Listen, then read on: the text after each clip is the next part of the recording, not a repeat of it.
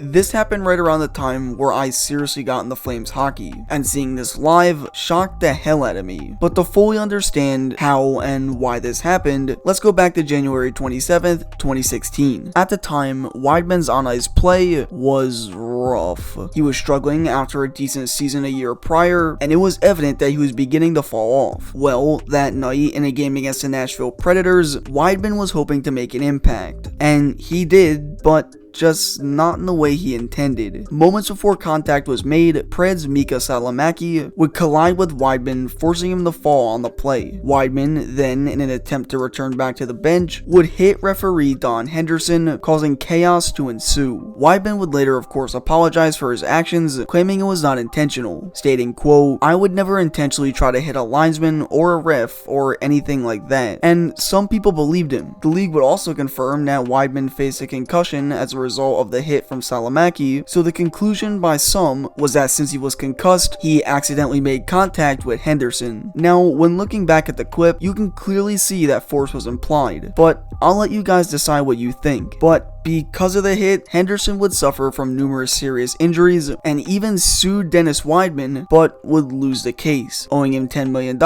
even after getting hurt. Wideman would be assessed with a 20-game suspension that would later be reduced to 10 games thanks to an arbitrator, but when his sentence was reduced, he already served 19 of his 20 games. Wideman isn't the only player to have ever been suspended for a long period of time. In fact, some have been suspended for way longer. We'll go in order from least to greatest, but before we do, I gotta give a shout out to today's sponsor, Manscaped. Manscaped hooked me up with a bunch of tools and formulations from their Perfect Package 3.0 kit, which comes with everything you need to keep trimmed, cut free, and smelling nice down there. The kit is highlighted by the Lawnmower 3.0, which is a one-of-a-kind trimmer that features a cutting-edge ceramic blade which reduces grooming accidents thanks to their advanced skin-safe technology. In addition, it also comes with a very helpful waterproof LED light that makes your shower shaves nice and easy. Inside the kit also comes the Crop Preserver, which is basically a deodorant for your family jewels. Pair the Crop Preserver with the Crop Reviver and you'll prevent excess sticking and sweating, feeling cool, relaxed, and relieved. Finally, Manscaped also threw in 2 free gifts as well. Gifts that include a pair of boxer briefs alongside of a handy travel shed bag. Personally, I felt a lot better since using Manscaped products, and you can too. If this is something that may interest you, then head to manscaped.com and use my promo code IDGT for 20% off and free international shipping. The link will also be in the description below. Once again, big thanks to Manscaped for the sponsor. Now let's get back into the video.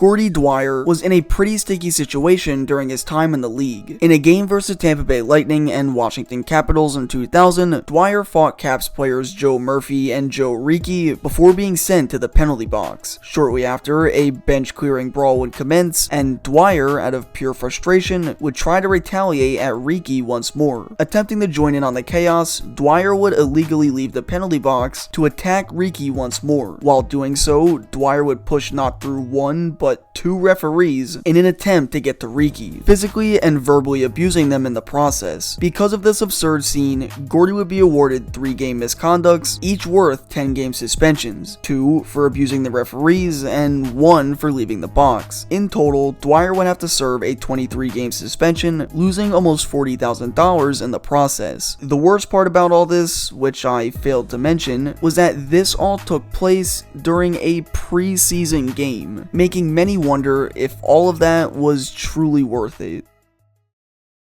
Now, these next 2 take place chronologically and involve 2 different players, so we'll go in order in which these incidents occurred. First, we have to look at perhaps one of the most hated figures in hockey during his career, Chris Simon, as he makes it not once, but twice in today's video. The first Chris Simon suspension we'll be talking about occurred during a game against the New York Rangers on March 11th, 2007. With under 7 minutes to go in the third, Rangers Ryan Holwig would legally check Simon in the corner, which obviously didn't please Simon. Moments afterwards, as Holwig attempted to skate out of the zone, out of absolutely nowhere, Simon decided to slash Holwig in the face with his stick, causing Ryan to fall on the ice. This was extremely uncalled for, and the league took took action right away, handing Simon a hefty 25-game suspension, sidelining him for the remainder of the regular season as well as the postseason. Simon would go on to state to the media, quote, "There's absolutely no place in hockey for what I did," and you would think that he would learn from this and straighten up his act, right? Well, fast forward to the following season, and Simon would once again find himself in trouble during a game against the Pittsburgh Penguins in December of 2007. Islanders' Tim Jackman and Penn's Jarkko Ruutu would exchange words before ultimately heading towards the bench, but Simon decided to take matters into his own hands. Simon would then pull Jarkko's leg back with his own, forcing him to fall onto the ice, where he would stomp on the back of Ruutu's right leg, going right back to the bench, as if nothing happened. At this point, it was evident that Simon was becoming an issue for the Islanders and the league in general. Although Simon would once again mention, quote, "There was no excuse for his actions," league disciplinarian Colin Campbell would point out that Simon had, quote, "repeatedly evidenced his lack of ability to control his actions." This was Simon's 8th hearing by the league now, and he would be punished hard, receiving a 30-game suspension and eventually being traded out of Long Island to Minnesota after playing in just one more game with the team. Simon was a mess. But as all this was going down, another player decided to get in trouble in Philadelphia. 2 months prior to the Simon Ruutu incident, Flyers' Jesse Boulerice would find himself in trouble after injuring a young Canuck by the name of Ryan Kesler. Jesse's Flyers were up 7-2 on the Canucks in the third period when Boulerice would deliver a brutal cross-check to the face of Kesler, who immediately went down after contact was made. The reasoning behind this cross-check was unknown, but honestly, when leading 7-2, it's hard to imagine that frustration could play a part in it. Boulerice at least seemed genuine in his apology, and Kesler would even mention, quote, "At least he had enough respect to give me a call and apologize." But with all that being said, it still didn't overshadow the damage that was done. Jesse would be suspended for 25 games, and the incident caught the attention of numerous NHL players, one of them being Trevor Linden, who mentioned, quote, "And luckily his stick broke on his face. Had his stick not broke, it could have been a lot more serious." This wasn't the first time a player committed a vicious act with their stick, as when rewinding back to the year 2000, another player did something far worse. McSorley is out there as well. Oh, McSorley slapped for sheer. This is perhaps one of the most infamous hits in NHL history. February 27th, 2000, in a game that featured the Bruins and Canucks, Marty McSorley's frustration would get the best of him. At this point in his career, McSorley was getting up there in age, and was now simply a tough guy trying to remain relevant. Because of this, he would get in fights more often than usual in an attempt to get the attention of management. That night was no exception. Earlier in the game, Brashear and McSorley would fight one another, with Donald winning the duel. Brashear would also crash heavily into Bruins netminder Byron Dafoe, aggravating McSorley to no end. Marty would try to convince Brashear to drop the gloves once again, but after numerous failed attempts, he took matters into his own hands. With 4.6 seconds remaining, McSorley would strike Brashear with a two-handed slash to the head, making Donald suffer from both a grade 3 concussion and a seizure. Almost immediately afterwards, McSorley would receive an indefinite suspension and would even be charged with assault with a weapon as a result of the hit. Marty tried stating that he was aiming for the shoulder, but was found guilty nonetheless. He would be sentenced to 18 months of probation and would receive one of the longest suspensions in NHL history, getting a whopping 1-year suspension from the league. Ultimately, McSorley would never step foot on NHL ice again, making it an interesting way to end his lengthy career.